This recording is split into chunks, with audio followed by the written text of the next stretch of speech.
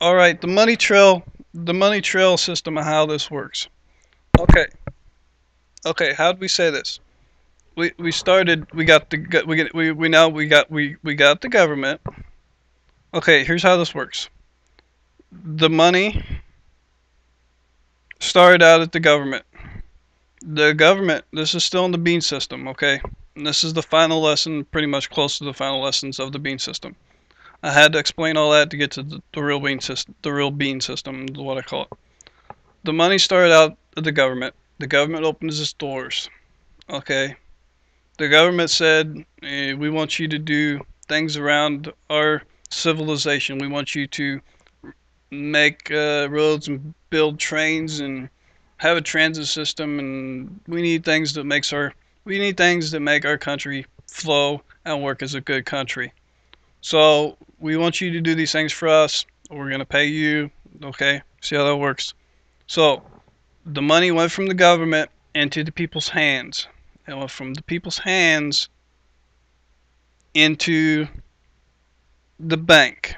Okay, so we used the bank as a medium to hold that money. So we had a way of calculating and knowing how much what was where. We want to be able to control and know what people are actually doing with this money, because after $100, we really need to have some way of tracking what's going on with what, and make sure who's doing what transaction, and make things easier for our civilization life to look this way as well. Now, it went from there to the banks. The banks then controlled the money and made it easier for the civilization people on there to run things. Now, when that happened, when that happened, we started doing we wanted to give out more money to we wanted to give out more money to the we wanted to start giving out more money to the rest of the civilization, because there's more people coming into the civilization coming off of our other earthly body. So those people came in. So those people worked, got jobs. They needed loans to buy houses on this new planet of ours on the moon. Therefore, they put the money into the bank. Those people took the money out of the bank. Okay, those people took the money out of the bank in the form of a loan, and basically we took the money that was already there, that looked like it was there. It's technically our money, but it's in the bank. But then we took this other imaginary money, and we actually just took the money that was actually saved and we pushed it out the door. There's really no money in the bank, but it looks like there's money in the bank because we say we're holding money in the bank, because we're saying we're backing the money from the bank. But we pushed that money out the door, and we made actually more money without having to print any more money or anything else. So there's actually really, in order for us to not print money or anything, we can actually hand the money out to people without actually having to print it. That's the theory of where the bean thought comes in. Because we had nothing to begin with in our civilization. We made the coins, and then we put the coins in the bank, and then the people worked around the process of moving the coins back and forth. And then we had all the coins floating around in people's pockets and in the bank, but we had to figure a way to get the money. We had to figure a way how to get the coins out of the bank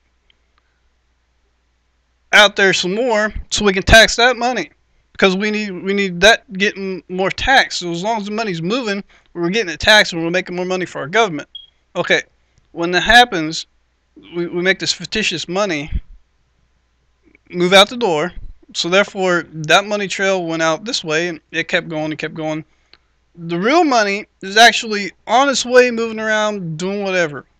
There's a process of what we can do is create the money, basically make the loan and create the money. These banks can overextend, or they can basically make lies or anything like that. There's probably regulations we got put in place, but I haven't talked to my bankers yet to really understand what their regulations are. They've actually, each one of them has different regulations put in place to make sure that they don't do something like that, because there's probably laws that our government has put on them to make sure that they don't do that.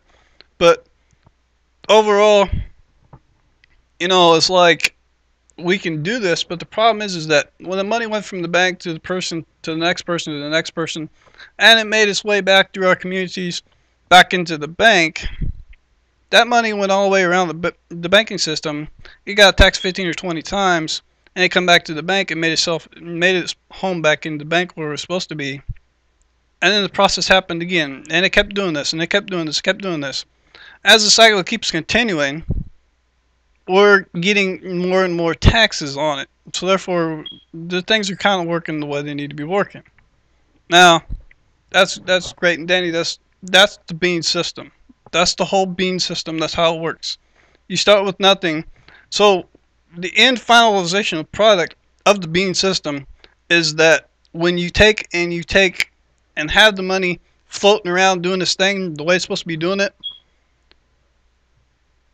if it's already made its trail from point A all the way here across to point B, anything that's in the middle process, if it's a loan or something like that, you can technically subtract that through, make it disappear, because it's already happened. If you take it through and you just it makes it, if it just disappears after that, because it's electronical. Once it goes on the books, it's electronical, because after that the money's already gone through its system. Okay, it's already gone through a cycle.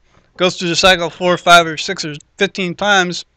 You know, it's out there cycling, it's doing this thing, and here yours is still sitting on the books because it's saying it. You know, you gotta take, and as it's sitting here cycling, you gotta go out and take a little chunk of it at a time, and you're gonna take a little bit of this chunk at a time over the next 10, 15, 20, 30 years. That can happen, yes, but in reality, what could be done in order to sum up our problems and our fears, but we're not going to do this because this could be bad. Maybe, I don't know. We're not going to take and go in there and say we're going to take some of the money off circulation, which, remember, the glass is half full and half empty. What it's going to look like is coming off the table could be what's actually looking like is putting it on the table, because we're going to actually be feeding two things at one time. They're going to come to a pinnacle, but the problem is it looks like an hourglass, because we're going to, you know, we're going to be doing two things at one time, and it's the hidden way and hidden system of doing things of what's going to actually happen, and no one will really know it. That's the background beauty of it. So that's the bean system. That's how it works, and it's quite an interesting system how we got it here on the moon. But that's the only thing I got to say about that. So I don't know. It's an interesting little topic to talk about, but there's more to that. I'm sure I haven't thought it through, but these are just the things that are on my mind that are in the current situation of things that I could talk about with that, and how you really relate to things like that. But there's a lot that can be done, and a scary little thing called nationalization. You know, I haven't really put any thought into it, but you know, if our banks are out there ripping people off, and we got a bunch of people that, you know, I'm sure there's our banks. There's a lot of good banks out there that are doing good. We got a lot of hometown and our little hometowns around that area. We're up there on the moon, you know, on that civilization up there. You know, there's a hometown. There's banks that are doing fine, and there's other banks that, you know, maybe they might have done some things because they was greedy and wanted more money, and basically if they can push more money out the door, then they can tax more people, and in order to get more money, you know, they got to push more money out the door to draw higher interest on back on them things. So, you know, there's downfalls and sides of that where situations just happen, and then there's also unforeseen circumstances, which remember them higher prices being raised. Well, when them higher prices are being raised, cost it actually, remember, it takes our dollar value down. So, you know, if it takes our dollar value down, and you know, the prices are being raised, the actual amount that we're getting with our dollar is not as much, but yet the dollar still looks the same value, say on a national level or whatever. You know, you can't say that, and tying it all together is that It's like, um, how do you really say it? It's like it basically takes the whole cake. I don't know how to explain that, but I think you get the point that I'm driving across there. I have to review that and talk some more on that, but I think we got the idea on this. So ending this one. Thank you. Bye.